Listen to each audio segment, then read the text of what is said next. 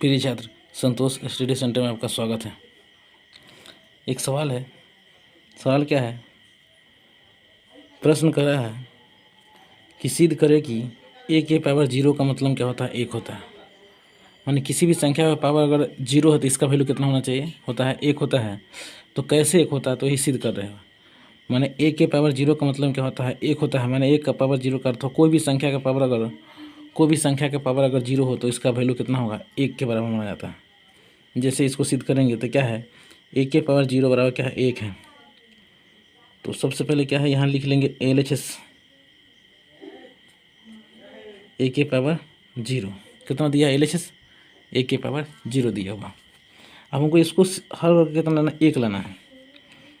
तो इसको आप ऐसे लिख सकते हैं a के power m minus m, a के पावर m माइनस m लिख दिया।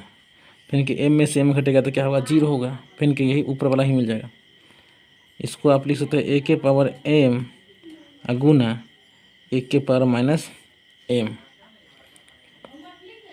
चलिए अब क्या है इसके बाद?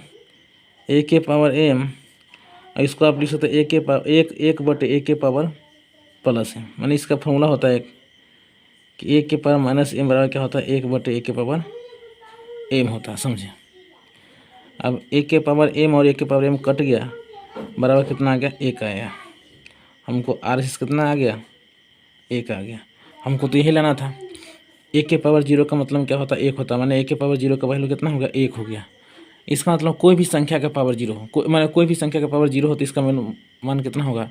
1 होगा। अगर मान ली कोई लिख देगा 10 के पावर 0 तो किसके बराबर है? 1 के बराबर है। कोई लिख x के पावर 0 तो इसका मतलब कितना है? 1 हो गया। समझ? किसी भी संख्या के पावर अगर 0 हो तो इसका मान कितना होता है? 1 के बराबर होता है। कोई भी संख्या हो सकता है।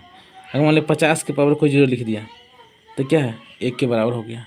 कोई भी संख्या के पावर अगर 0 हो तो क्या होता है? वो 1 के बराबर हो जाता है। समझे? Thank you.